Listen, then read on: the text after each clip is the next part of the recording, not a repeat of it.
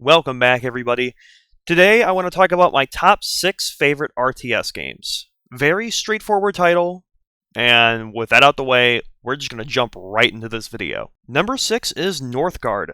This game is one of the most unique RTS games I think I've ever played. Northgard focuses a lot more than just combat within this genre, so there are a number of ways that you can win the game. What also makes this unique is how you expand your base. You can't just freely build whatever and wherever you want to. You can only expand to connecting areas, and must take control of hostile ones in order to expand your base. You are also limited to the amount of things that you can build as well. I do like this strategy because it makes you really think about where you should place things in this game. Games can usually go up to an hour, depending on how it goes. There are also clans, similar to factions. Each one mainly gives different passive bonuses and debuffs to make each one feel different and have some pros and cons between which one you choose. I also really love the cartoony art style that this game has to it. Number 5 is Supreme Commander 2. Now, I know what people will say. Forged Alliance is the Supreme Commander game that does literally everything better gameplay-wise. I don't have much experience with FA, but maybe I should give it a try and see how it is. But this game is on this list because of the hours I have played in it. I have put so much time into bot skirmishes, the very fun campaign, and have played online with friends and family members a lot many years ago. Something about this game just has that charm for me, even if it's inferior to FA. Speaking of which, I'm pretty sure FA has a project that has community servers for online multiplayer, and I believe that's very populated, so maybe I should give Forged Alliance a try. Number 4 is Age of Empires 2, the Definitive Edition. This is the most popular of the Age of Empires games. Even though the graphics may look simple and dated, behind that is so much more gameplay and content than you could imagine. So many civilizations that offer so much difference between each other, from having a unique troop or two, maybe they have a couple unique troops, to having passive abilities. There are a ton of maps as well to play on, and each one feels different. Similar to Northgard, as stated earlier, this game has alternate ways to win besides just combat.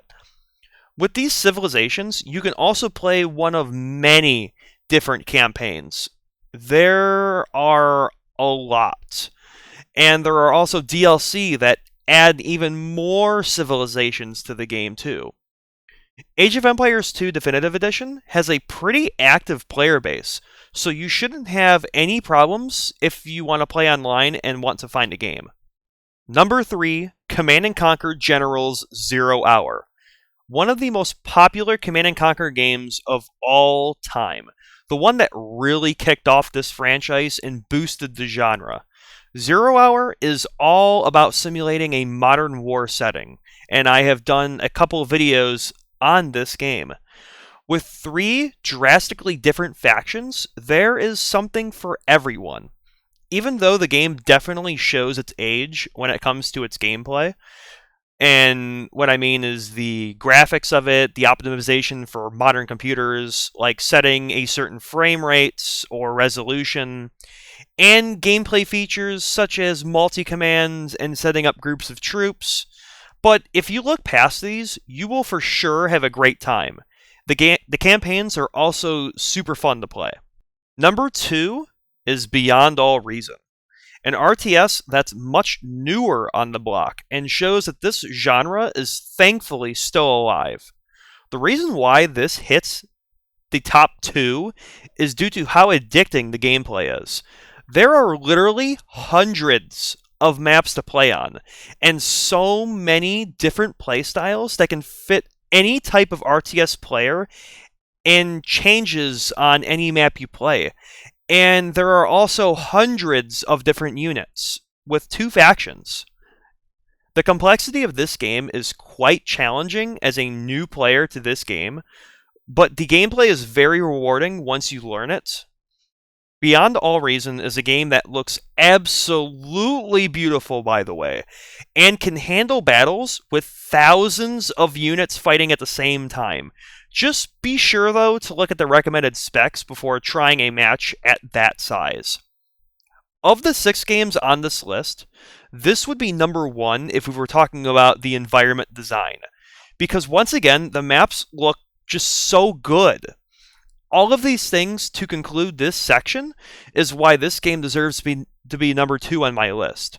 The best part, it's free, and there are no paid advantages.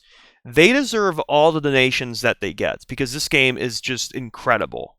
Before we get into number 1, I want to give one honorable mention, and that goes to 0K. I haven't played much of this game. It does receive updates still to this day, which I'm always happy to hear, and it seems like there's a pretty active player base. And there is one thing about this game that is super unique, and not a single RTS game I've ever played does, and that's terrain manipulation. Being able to make trenches, mountains, and anything else you decide to morph from the grounds, this feature alone is incredible and can really switch up any playstyle. The game is very similar to Beyond All Reason at a glance, but has its own uniqueness at the same time. It seems like this game, like Beyond All Reason, has hundreds of maps that you can download and play on. I also do love the way the game looks. It looks like an RTS game that came out in the mid-2000s, yet has the gameplay of something that came out in the 2020s. The best part, it's also free. No paid advantages, just like Beyond All Reason. So they also deserve any donations that they get for this game. And here we are at my top RTS game. For number 1, Planetary Annihilation Titans. This is an entire beast of a game. In all honesty, the gameplay of this and Beyond All Reason are extremely similar, in my opinion.